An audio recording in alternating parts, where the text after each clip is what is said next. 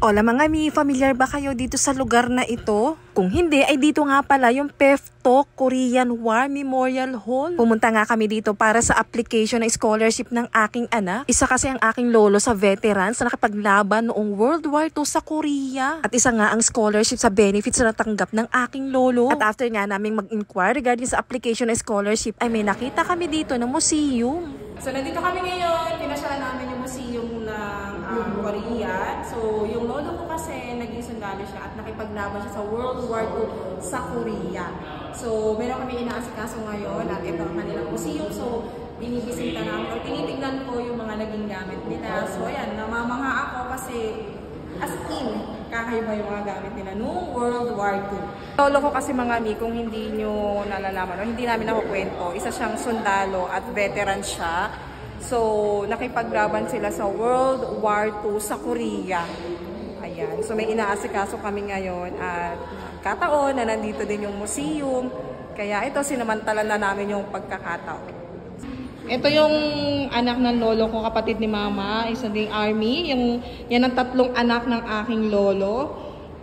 Si Uncle Salde, si Auntie Adele, at si Lola Venus.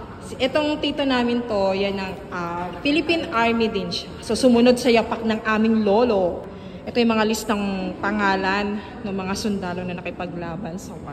Ito yung 20th BCT, 14th BCT. Hindi ko lang alam kung ano mga meaning yan. 19th. Ito naman yung 10th BCT. Yan yung BCT ng aking lolo. 10th BCT. So, tingnan nyo naman mga mi. Grabe, kakaiba yung mga gamit nila ng mga ito. Diba? Tapos may wallet pa, oh. Kakaiba. Kaloka. Tapos, ano yan? Pera. Pera siya ng Korea noong World War II. Ito yung parang suot nila sa ulo nila. Tapos yan yung kanilang, basta mga sinuot nila to.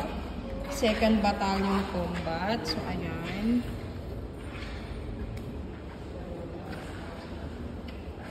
Grabe, na-preserve pa nila mga miyo. Grabe mga mi, hindi talaga biro ang maging isang sundalo. Kaya naman sobrang saludo ko sa mga sundalo at mga kapulisan natin. Dahil sila ang nagpoprotekta sa bawat mamamayan ng ating bansa. Sabi nga nila na kapag naging isang sundalo ka, ang isang paa mo ay nasa hukay na. Kaya naman sa aking lolo at sa aking tito, maraming salamat po sa pakikipaglaban ninyo para lang sa kapayapaan ng ating bansa.